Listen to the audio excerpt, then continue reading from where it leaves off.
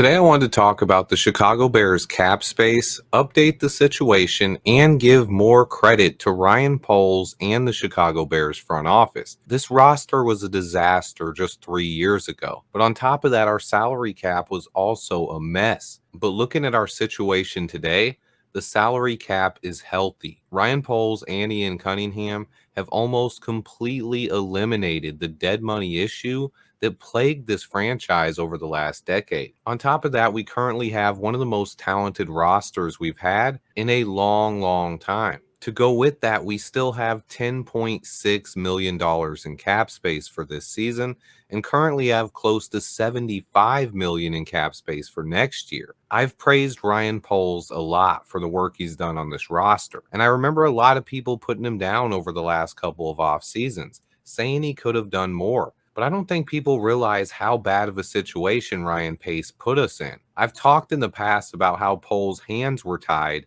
and how the Bears had over $93 million in dead cap space. It was by far the most in the NFL, and it was 45% of our salary cap. Think about that for just a moment. Nearly half of our salary cap space to fill the entire roster and build a team was dead cap space that was unable to be used by Ryan Poles. Yet people wanted to judge him for his first 2 years. How can you build a team like that? You have a bad salary cap and you didn't have many draft picks.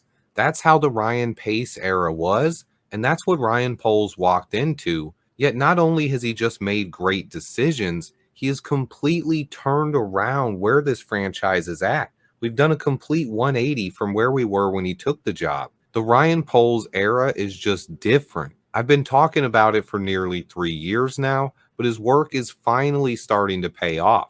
He had 45% dead cap space in his first year on the job. Last year, he had over 25% in dead cap space, but this year it's down to just 5.5%.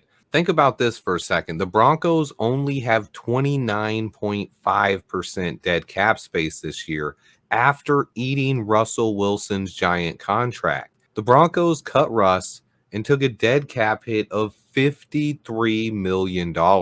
And even with that $53 million in dead cap space, the Broncos still only had 29.5% of their cap wasted. It's still not close to the $93.2 million in dead cap space that Ryan Poles had to operate with in his first season as GM. 45%, literally half of the team's cap space to build an entire roster was dead cap space, almost entirely created by Ryan Pace's affinity for restructuring contracts and adding void years, which are extra years of dead cap space after a player's contract runs out. On top of that, he liked to overspend in free agency, especially on aging veterans. It's just not a sustainable way to run a franchise. It's something teams could maybe do if they're all in and trying to win a Super Bowl, which the Bears were never really in serious contention for during the Ryan Pace era. Sure, maybe things could have went differently without the double doink, but I'm not trying to go down a revisionist history.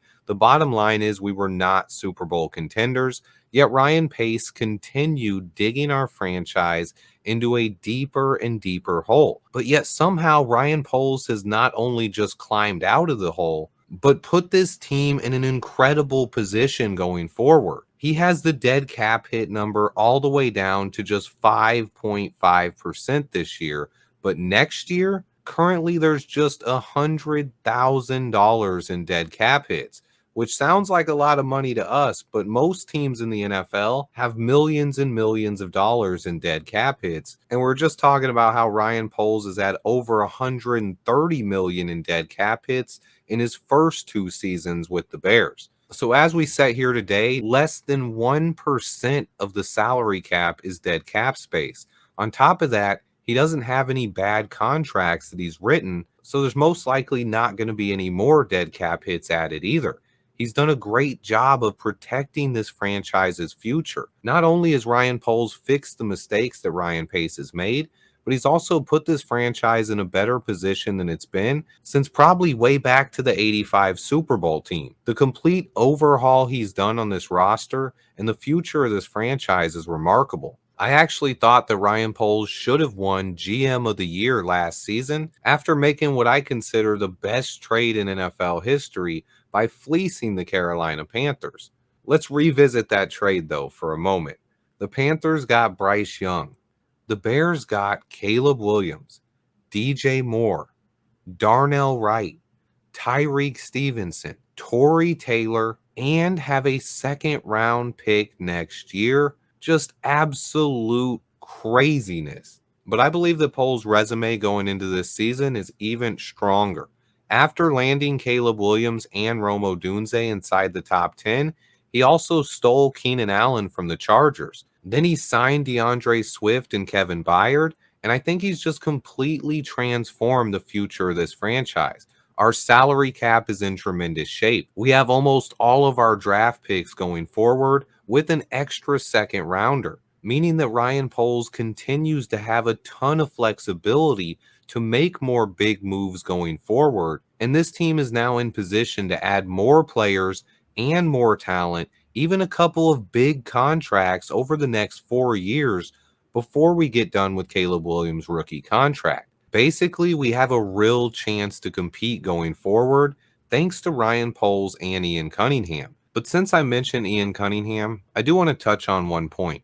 He was named the executive in the NFL that is most likely to become a GM next season. I do think Ian finally lands a job as a general manager next year, and that will be a blow for this franchise. But I do have full confidence in Ryan Poles' ability to lead this team going forward. However, Ian Cunningham and Ryan Poles' time together, I think, has been really underrated and it's special. They are actually scouting games together today, and I think they're going to take full advantage of the final year they have together. But when Ian does leave, we will get 2 third-round picks, one each in back-to-back years, and that will help Ryan Poles even more. But I will miss Ian Cunningham going forward. But having another GM in the league that Ryan Poles is good friends with will never be a bad thing. And the future of this franchise is just so bright. Thank you to Ryan Poles. I believe he's the best GM we've had this century. I won't go back to the 80s or the 70s or even before that, so let's not go there, guys. But football is back. We are 1 week away from the Bears kicking off the season against the Tennessee Titans. How excited are you guys? Let me know what you think and tell me what your thoughts are on the job that Ryan Poles has done. And do you think he has another move up his sleeve this year? Stay tuned, guys. I'll be here covering it every step of the way.